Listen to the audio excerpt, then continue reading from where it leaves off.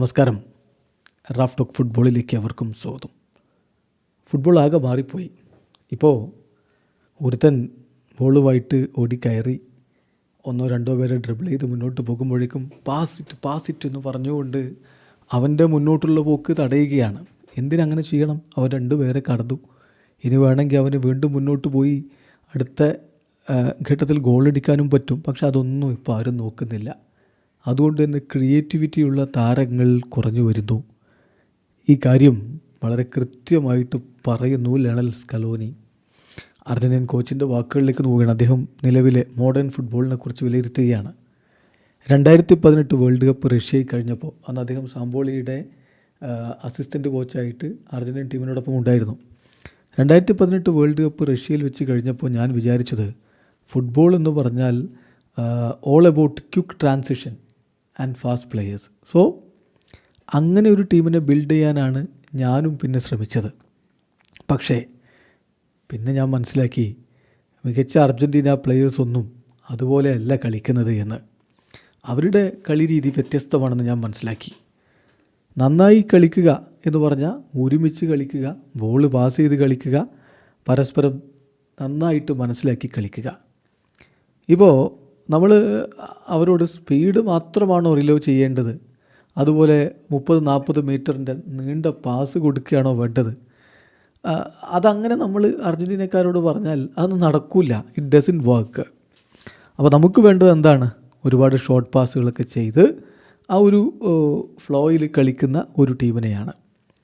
അപ്പോൾ ഒരു ചരടിലെന്ന പോലെ പന്ത് പാസ് ചെയ്തൊരു 8-10 പാസൊക്കെ കൊടുത്ത് മുന്നോട്ട് പോകുമ്പോൾ നമുക്ക് ഗോളിലേക്കുള്ള ക്ലിയർ ചാൻസുകൾ തുറന്നു വരുന്നു. പ്ലെയേഴ്സ് ഇത് കൃത്യമായിട്ട് മനസ്സിലാക്കുന്നു. അപ്പോൾ കോച്ച് എന്ന നിലയിൽ ഞങ്ങളും ഇത് മനസ്സിലാക്കി ഞങ്ങളുടെ ഐഡിയാസ് ഞങ്ങൾ മാറ്റി. എന്ന് പറഞ്ഞാൽ എൻ്റെ ഐഡിയാസ് താരങ്ങളിലേക്ക് വരണം എന്ന് നിർബന്ധപൂർവം നടപ്പാക്കുന്നൊരു കോച്ചല്ല ഞാൻ. എന്താണ് ഏറ്റവും ബെറ്റർ അതനുസരിച്ച് കാര്യങ്ങൾ കൊണ്ടുപോവുകയാണ്. പ്രധാനപ്പെട്ട കാര്യം എന്താണെന്ന് വെച്ചാൽ ടീമിന് ഏറ്റവും ബെറ്ററായിട്ട് കാര്യങ്ങൾ വർക്കാവണം. ഇപ്പോൾ നോക്കുക, ഒരുപാട് ഐഡിയാസ് ഇപ്പം ആളുകൾ പറയാറുണ്ട്. ഫുട്ബോൾ ഒരുപാട് മാറിപ്പോയി, ഇപ്പോൾ സ്ട്രീറ്റ് ഫുട്ബോൾ എക്സിസ്റ്റ് ചെയ്യുന്നില്ല എന്നൊക്കെ പറയും. ഇപ്പോൾ പാബ്ലോ ഐമറും ഞാനും അതിനെക്കുറിച്ച് ഒരുപാട് സംസാരിച്ചിട്ടുള്ളവരാണ്. അപ്പോൾ നമ്മൾ ഫോക്കസ് എന്താണെന്ന് വെച്ചാൽ കുഞ്ഞുങ്ങളെ എങ്ങനെ കളി പഠിപ്പിക്കണം, എങ്ങനെ ആരാണ് എന്താണ് അവരെ പഠിപ്പിക്കുന്നത് എന്നുള്ളതാണ് നമ്മൾ നോക്കേണ്ടത്. കോച്ച് ഈ ഒരു കേസിൽ സ്ട്രീറ്റ് ഫുട്ബോൾ എൻവയോൺമെൻറ്റ് പോലെ കാര്യങ്ങളെ കൈകാര്യം ചെയ്യണം.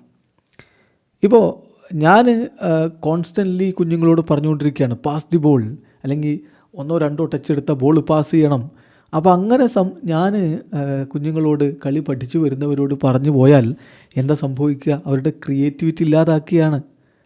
അവർക്ക് ഏറ്റവും ബെസ്റ്റായിട്ടുള്ള കാര്യം ക്രിയേറ്റിവിറ്റിയാണ്. നമ്മളത് ഇല്ലാതാക്കുകയാണ്. മുമ്പ് അർജൻറ്റീനയിൽ പ്ലേയേഴ്സ് എല്ലാം സ്റ്റാൻഡ് ഔട്ടായിട്ട് നിന്നിരുന്ന പ്ലേയേഴ്സൊക്കെ പ്ലേ മേക്കേഴ്സാണ്. ഇപ്പോൾ നമ്മൾ 1-2 പ്ലേയേഴ്സിനെ ഒരാൾ മറികടന്ന് പോയാൽ ആളുകൾ അവിടെ നിന്ന് ഒച്ച ഉണ്ടാക്കാൻ തുടങ്ങും. പാസ് ഇറ്റ് എന്ന് പറഞ്ഞുകൊണ്ട്. ഞാൻ ചോദിക്കുന്നത് എന്തിനാണ് പിന്നെ പാസ് ചെയ്യുന്നതെന്നാണ്. 2 പേരെ നമ്മൾ ബീറ്റ് ചെയ്ത് പോയില്ലേ, ഇനിയും മുന്നോട്ട് പോകാം, എനിക്ക് സ്കോർ ചെയ്യാം. എന്തിന് ഞാൻ എൻ്റെ ടീംമേറ്റ്സിന് തൊട്ടടുത്തുള്ള ടീംമേറ്റിന് പാസ് കൊടുക്കണം? അവൻ ഗോൾ അടിക്കട്ടെന്നേ. അങ്ങനെ പോകുന്നവൻ്റെ ക്രിയേറ്റിവിറ്റി നമ്മൾ പ്രോത്സാഹിപ്പിക്കണം. അവന് 4 പ്ലേയേഴ്സിനെ ബീറ്റ് ചെയ്യാൻ പറ്റുമെങ്കിൽ അവനത് ചെയ്യട്ടെ. അങ്ങനെയുള്ള പ്ലേയേഴ്സാണ് കളിക്കളത്തിൽ ഡിഫറൻസ് ഉണ്ടാക്കുന്നത്.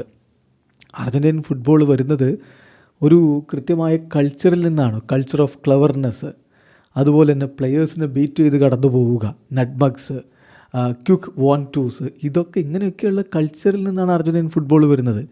അപ്പോൾ നമ്മൾ കുഞ്ഞുങ്ങൾ വരുമ്പോൾ നമ്മൾ അവരെ ജോയ്സ്റ്റിക്കിൽ കളി കൺട്രോൾ ചെയ്യുന്ന പോലെ നമ്മൾ അവരെ കൺട്രോൾ ചെയ്യാൻ പോയാൽ അതൊരു മിസ്റ്റേക്കാണ്. കുഞ്ഞുങ്ങൾ അവരുടേതായ രൂപത്തിൽ ക്രിയേറ്റിവിറ്റിയിൽ കളിച്ച് വളരട്ടെ എന്നുകൂടി കോച്ച് പറയുന്നുണ്ട്. ഇതൊരു വലിയ വിഷയമാണ്. കാരണം യൂറോപ്യൻ ഫുട്ബോൾ, ക്ലിനിക്കൽ ഫുട്ബോൾ എപ്പോഴും താരങ്ങളെ പഠിപ്പിക്കുന്നതാണ്.